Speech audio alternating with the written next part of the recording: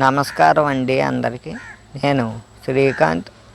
ఈరోజు మీకు తెలియజేస్తున్నది ఏమిటంటే, కలియుగ ప్రత్యక్ష దైవం అయినటువంటి తిరుమల తిరుపతి వెంకటేశ్వర స్వామి యొక్క అద్భుతమైనటువంటి నామము మంత్రము.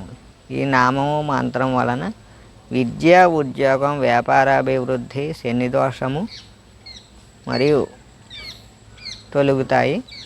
అలాగే సకల విశ్వాన్ని పాలిస్తున్న విశ్వానికి అధిపతి అయినటువంటి సకల చరాచర జీవులు రక్షిస్తూ, మానవాళిని రక్షిస్తూ, వారి కోరికలు తీరుస్తూ, వారిని రక్షిస్తూ ఉన్నటువంటి పరంధాముడు, వైకుంఠనాథుడు అయినటువంటి కలియుగంలో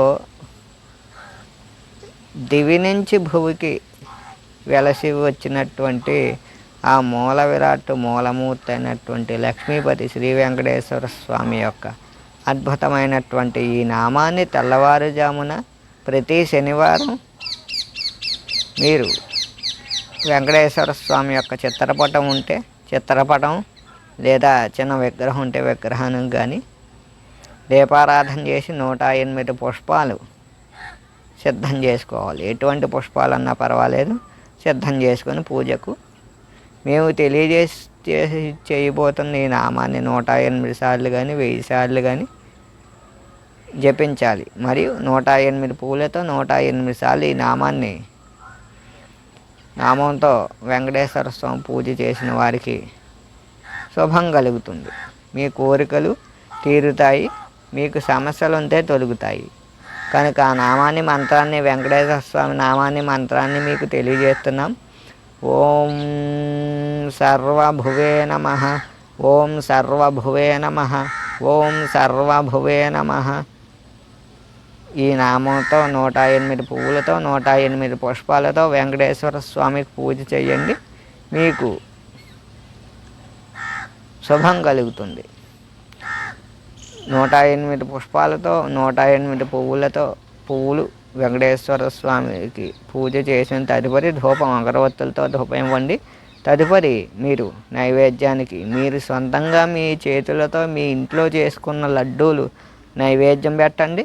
అలాగే గారెలు, అరటిపళ్ళు, కొబ్బరికాయ కొట్టి స్వామికి నైవేద్యం నివేదించండి. నైవేద్యం పెట్టండి. నివేదన అయిపోయిన తదుపరి కర్పూర హారతి ఇవ్వాలి వెంకటేశ్వర స్వామికి. కర్పూర హారతి మరియు ఇచ్చిన తదుపరి అక్కడే కూర్చోవాలి. మీరు అక్కడే కూర్చొని పూజా మందిరంలో 108 సార్లు కానీ 1000 సార్లు కానీ మేము తెలియజేస్తాం. నామాన్ని ఇంకొకసారి మీరు జపించాల్సి ఉంటుంది. ప్రతి శనివారం కూడా మీకు వెంకటేశ్వర స్వామి అనుగ్రహం కలగాలన్నా, కటాక్షం కలగాలన్నా ఈ చిన్న ప్రక్రియ మరియు ఈ పరిహారాన్ని పాటిస్తే మీకు వెంకటేశ్వర స్వామి అనుగ్రహ కటాక్ష వీక్షణాలు కలుగుతాయి. ఆ మంత్రాన్ని, నామాన్ని మీకు తెలియజేస్తున్నాం.